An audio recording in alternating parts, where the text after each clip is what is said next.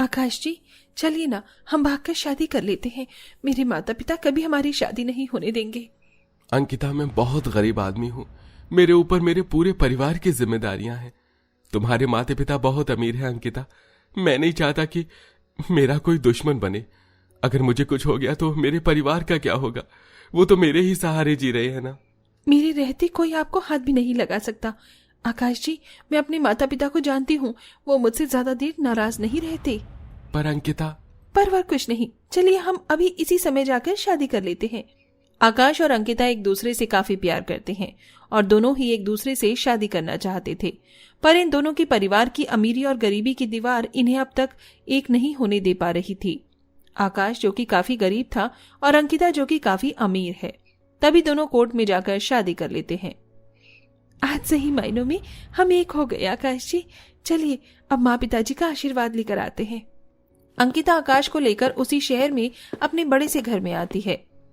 अंकिता, तूने शादी कर ली? अंकिता के माता पिता मनोज सरला अंकिता को शादी के बंधन में बंधा देखकर दंग रह जाते हैं। जी पिताजी, मैंने और आकाश जी ने शादी कर ली। हम यहाँ आपका आशीर्वाद लेने आए हैं। मेरी इज्जत की धज्जियां उड़ाकर तू यहाँ हमारा आशीर्वाद लेने आई है? निकल जा यहाँ से। पिताजी, निकल जा यहाँ से, और आज के बाद इस पर घर की दहलीज पर कदम भी मत रखना। इस गरीब दो कौड़ी के लड़के से शादी करके तुझे क्या लगता है ये तुझे जीवन की हर खुशी देगा? जो सुख मैं तुझे देता हूँ ना, वो सुख तुझे ये गरीब फटीचर कभी नहीं दे सकता। जा और जाकर देख कितनी खुशी देता है तुझे ये गरीब, जिसके लिए तूने इस पिता को छोड़कर, ये शान और शौकत को छोड़कर इस गरीब का हाथ थामा। जा यहाँ से, आज से तेरा और मेरा कोई रिश्ता नहीं। मनोज अपनी बेटी अंकिता को धक्के मारकर अपने घर से बाहर निकाल देता है। अंकिता, मैंने तुम्हें मना भी किया था ना, अब देखो हो गई ना तुम्हारे माता पिता तुमसे नाराज। आकाश जी, मेरे माता पिता मुझसे ज्यादा वक्त तक नाराज नहीं रह पाएंगे। तभी आकाश अंकिता को लेकर उसी शहर में अपने छोटे से झोपड़ी घर के बाहर आता है। चलो अंकिता। आकाश अंकिता को लेकर अपने छोटे से झोपड़ी घर के अंदर आता है। अंदर आकाश के गरीब माता पिता मनदीप, दामिनी और 3 छोटी बहनें रिया, दिया, कोमल थे। भाई, अंकिता और आकाश को शादी के बंधन में बंधा देखकर सब दंग रह जाते हैं। तभी आकाश अपने परिवार को सारी बात बताता है। आकाश अपने परिवार के साथ बड़ी गरीबी अवस्था में अपना जीवन बिता रहा था। बहू, अपने माता पिता को ऐसे नाराज करना ठीक नहीं होता। माँ जी, मेरे माता पिता मुझसे ज्यादा देर नाराज नहीं रहते।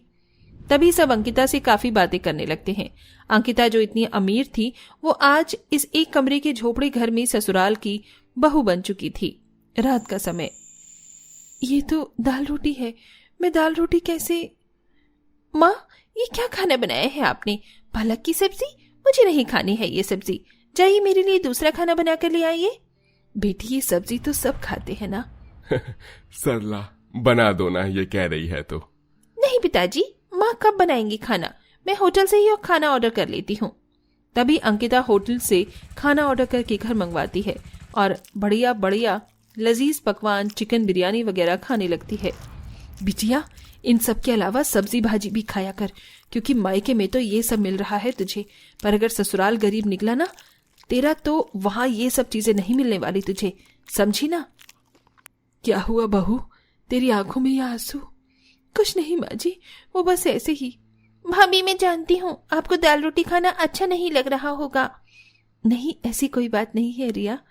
मैं जानता हूँ अंकिता, तुम्हें अच्छे पकवान खाने की आदत है, इसीलिए तुमसे ये दाल रोटी खाई नहीं जा रही है। मैं चाहता तो तुम्हारी हर खुशी को पूरा करता था अंकिता, पर हम बहुत गरीब हैं। मेरी कमाई बहुत कम है और उस कम कमाई में मुझे बिजली का बिल, घर का राशन और माँ पिताजी की दवाई, ये सब करना पड़ता है। जी मैं समझ सकती हूँ। एक वक्त में जिस अंकिता को सब्जी खाने से भी नफरत सी थी, आज वो एक झोपड़े में बैठकर दाल रोटी खा रही थी। थोड़े समय बाद, कितने मच्छर काट रहे हैं यहाँ तो कोई दूसरा कमरा भी नहीं है। हम ऐसे सबके साथ कैसे सो सकते हैं? अंकिता का ससुराल एक कमरे का छोटा सा ससुराल था, उसमें दूसरा कोई कमरा नहीं था। अब सबके साथ सोने में अंकिता को थोड़ा अजीब सा लग रहा था और साथ में मच्छर भी काफी काट रहे थे। तभी अंकिता आकाश के घर में लगे पुराने पंखे को देखने लगती है। अब इसे क्या हो गया? कितनी गर्मी लग रही है।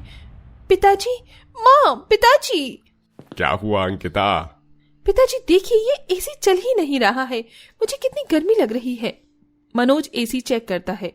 एसी तो खराब हो गया। अंकिता तुम आज रात कूलर में सो जाओ, कल मैं एसी ठीक करवा दूंगा। पिताजी आपको पता है ना, मुझे एसी के बगैर नींद नहीं आती। अच्छा जा मेरी माँ, तू हमारे कमरे में एसी में जाकर सो जा, हम यहाँ सो जाते हैं। अंकिता के माता पिता बहुत अमीर थे। उसके पिता उसी शहर की एक कंपनी में ऊंची पोस्ट पर नौकरी करते थे। ये सारी बातें सोचकर फिर से अंकिता की आंखों में आंसू आ जाते हैं। क्या हुआ अंकिता? माँ पिताजी की याद आ रही है। अंकिता करवट बदल कर सो जाती है।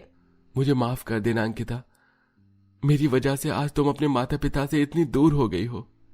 अंकिता पूरी रात मच्छर के काटने से सो नहीं पाती। अगली सुबह, बहू तू ठीक तो है ना? भाभी आप रहने दीजिए, मैं बना लेती हूँ चाय। आपको आदत नहीं है ना चूल्हे पर चाय बनाने की? तभी रिया चाय बनाने बैठ जाती है। थोड़े समय बाद आकाश अपने काम पर चला जाता है। आकाश उसी गांव में ईंटें बनाने वाली भट्टी पर 200 रुपए रोज से मजदूरी करता था। बहरहाल इसी तरह दिन प्रतिदिन बीतने लगे। अंकिता को अपने झोपड़े ससुराल में काफी परेशानी हो रही थी और हर बात में उसे अपने बीते जीवन के ऐशो आराम याद आ रहे थे। कई महीने ऐसे ही बीत जाते हैं। बारिश का मौसम शुरू हो चुका था और हर बार बारिश का मौसम आते ही 4 महीने के लिए आकाश का काम बंद हो जाता है। एक रात कड़ाके की बारिश हो रही थी और हर बार की तरह आज भी आकाश के झोपड़े घर की छत से बारिश का पानी घर के अंदर आ रहा था। बहू देख, घर में कितना पानी भर चुका है, जरा घर का पानी बाहर फेंक दे। अंकिता एक बाल्टी में पानी भरने लगती है। घर की छत से लगातार पानी टपकता ही जा रहा था। तभी अंकिता बाल्टी लेकर बाहर आती है तो बाहर काफी सुहानी बारिश हो रही थी। कितनी प्यारी बारिश हो रही है। अरे वाह, बारिश हो रही है। तभी अंकिता तेजी से घर के बाहर आती है और बारिश के पानी में नहाने लगती है। कितना मजा आ रहा है। अंकिता अंदर आजा बेटा, पानी में मत भीग वरना तो बीमार हो जाएगी। माँ कितनी सुहानी बारिश हो रही है। वो दिन भी क्या दिन थे मेरे। तभी अंकिता बाल्टी लेकर घर के अंदर चली आती है। इसी तरह दिन प्रतिदिन बीतने लगे। अब आकाश का काम बंद होने पर उसे दूसरा कोई काम मिल ही नहीं रहा था, जिसके चलते उनके भूखे रहने के दिन आ चुके थे। एक शाम 5 दिन से भूखे रहने से अंकिता की तबीयत बहुत ज्यादा खराब हो जाती है। वो चारपाई पर पड़ी थी। माँ, अंकिता की कितनी तबीयत खराब है। अब मैं उसे डॉक्टर के पास कैसे लेकर जाऊं? मेरे पास तो पैसे ही नहीं है। बहू को भूखे रहने की आदत नहीं है ना, शायद इस वजह से बहू की तबीयत खराब हो चुकी है। मैं ठीक हूँ आकाश जी। अंकिता, मैं तुम्हें और यहाँ परेशानी में नहीं डालना चाहता। तुम अपने मायके चली जाओ, ये गरीबी तुम नहीं सह पाओगी। नहीं आकाश जी, अब यही मेरा घर है और यही मेरी जिंदगी। भूखे रहने से अंकिता की हालत बेहद खराब होती जा रही थी। मैं अंकिता को ऐसे तकलीफ में नहीं देख सकता। तभी आकाश मनोज के घर आता है और मनोज सरला को अपनी गरीबी और सारी परेशानी के बारे में बताता है।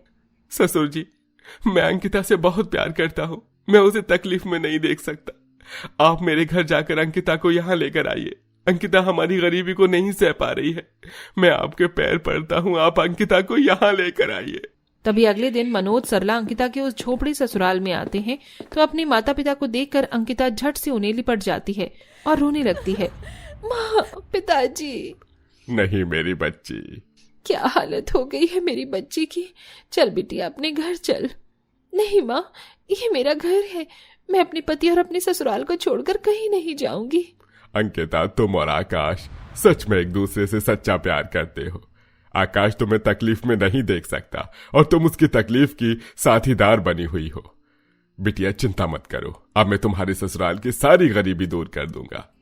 तभी मनोज अपने पैसों से आकाश को एक छोटा पर पक्का घर खरीद कर देता है और उसे अपनी कंपनी में नौकरी पर भी लगा देता है, जिसके बाद आकाश और उसके परिवार वाले अपने नए घर में रहकर खुशी खुशी अपना जीवन बिताने लगे।